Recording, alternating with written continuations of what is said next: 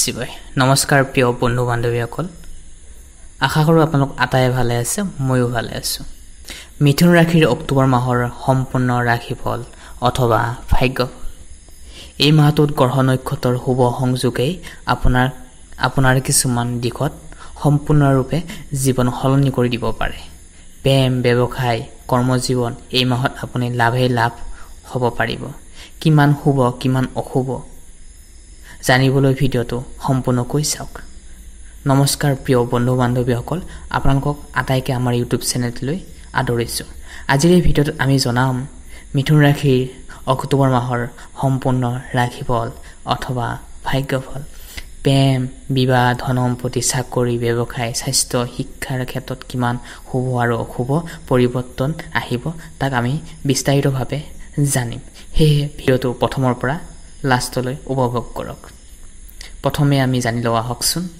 আপোনাৰ স্বাস্থ্য প্ৰেম আৰু ৰিলেশনশ্বিপৰ বিষয়ে ৰাশিৰ অধিপতি বুধ গ্ৰহটো আপোনাৰ ৰাশিত বেছি দিন নাথাকে বৰ্তমান সময়ছোৱাত দেহৰ ৰোগ প্ৰতিৰোধ ঠিকেই থাকিব স্কিন ৰিলেটেড প্ৰব্লেম আহিব পাৰে যদিহে হৈ আছে তেনেহলে সাৱধান হওক চিকিৎসা পৰামৰ্শ লওক ৰোগৰ স্থানৰ মালিক হৈছে মংগল গ্ৰহটো 25 অক্টোবৰলৈকে পঞ্চম ঘৰতে থাকিব নিজৰ স্বাস্থ্যৰ প্ৰতি যত্ন ৰাখিব লাগিব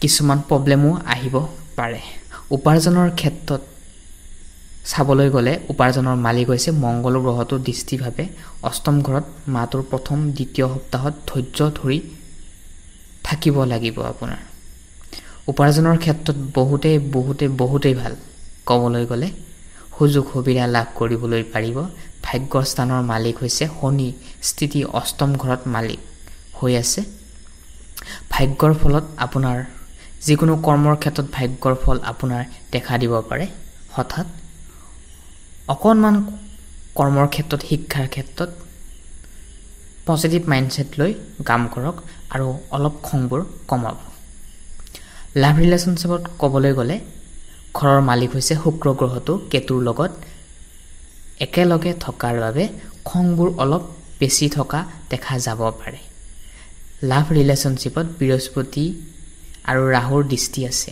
নিজৰ মনত সন্দেহৰ ভাৱ এৰাই চলিব লাগিব যদি আপোনাৰ লাইফ পাৰ্টনাৰজন ৰিলেশনশ্বিপত আছে তেনেহলে আপুনি তাৰ সন্দেহৰ ভাৱবোৰ আঁতৰাব লাগিব কেতিয়াবা সন্দেহ আহিব পাৰে হেতু আপোনাৰ নহয় হেতু গ্ৰহ নক্ষত্ৰৰ কিছু দৃষ্টিৰ ফলত আহিব পাৰে যাৰ ফলত আপোনাৰ এটা সম্পৰ্ক নষ্ট কৰি দিব পাৰে হেহে এটা সম্পৰ্ক গঢ় দিবলৈ দুজন ব্যক্তিৰ প্ৰয়োজন কিন্তু এটা সম্পৰ্ক নষ্ট কৰিবলৈ এজনে কাফি হেহে এটা সম্পৰ্কত সন্দেহৰ ভাৱবোৰ আঁতৰাই চলিবলৈ চেষ্টা কৰিব যদি আহে অক্টোবৰ মাহত পিছত 15 অক্টোবৰৰ পাছত নিজৰ হাজবেণ্ড বা নিজৰ ওয়াইফৰ সাপোৰ্ট পাব যিসকলে বিবাহিত হৈছে আৰু যিসকলে অবিবাহিত আছে ৰিলেশনশ্বিপত আছে ইতিমধ্যে তেওঁলোকে কিন্তু ধৈৰ্য ধৰি আগবাঢ়িব লাগিব এটা সম্পৰ্কত প্ৰিয় দৰ্শক এবাৰ জানো আহকচোন শিক্ষাৰ ক্ষেত্ৰত তাৰ আগতে জনাও যে এতিয়ালৈ যদি আপুনি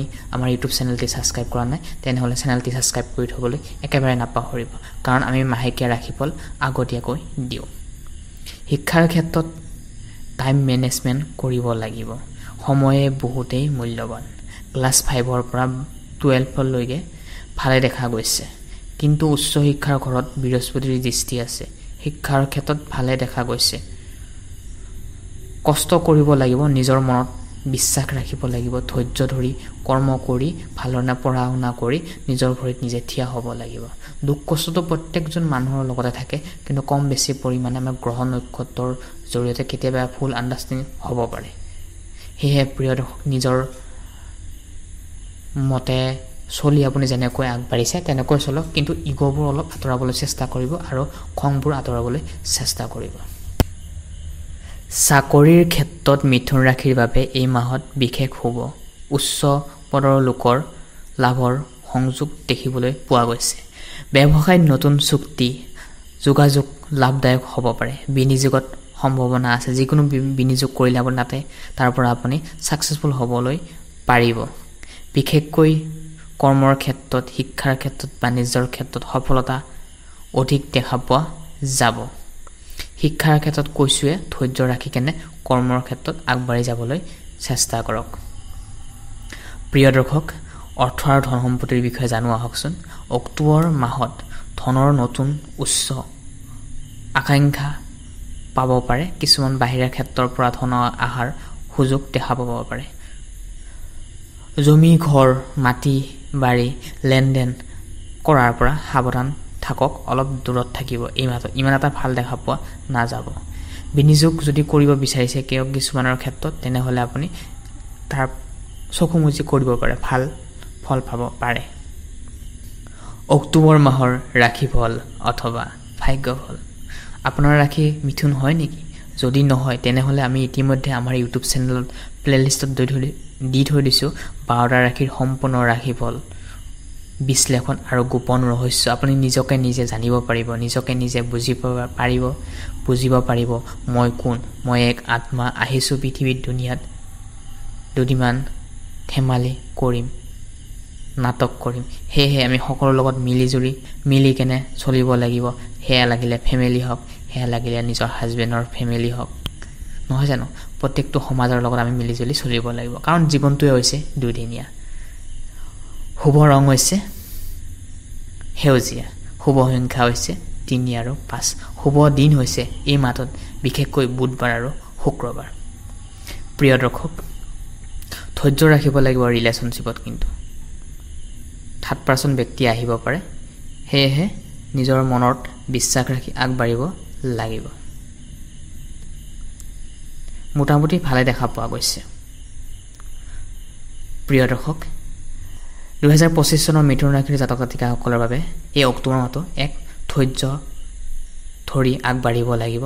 আৰম্ভণিতে এই মাহটোত কিছু প্ৰেমৰ সম্পৰ্কত ভুল বুজাবুজি হ'ব পাৰে, ব্যৱসায়ত উন্নতি হ'ব পাৰে, শিক্ষাৰ ক্ষেত্ৰত আপোনাৰ ভাগ্য উজলি উঠিব পাৰে। কেৱল অৰ্থনৈতিকৰ ক্ষেত্ৰত লেনদেনবোৰ ভাল ধৰণে কৰিবলৈ চেষ্টা কৰিব। প্ৰিয় দৰ্শক, যদিহে আপুনি আমাৰ ভিডিঅ'টো ভাল লাগিলে চাই, তেনেহ'লে নিশ্চয় কমেণ্ট বক্সত ভক্তি মনেৰে ওম নমঃ শিৱায় নাম উচ্চাৰণ কৰিব।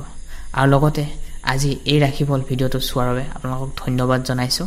আপোনালোকৰ অক্টোবৰ মাহটো ভাল ধৰণে পাৰ হওক, তাৰে কামনা কৰি আজি এই গুৰুত্বপূৰ্ণ ভিডিঅ'টোৰ পৰা আমি বিদায় মাগিছোঁ। আপোনালোক ভালে থাকক, কুশলে থাকক।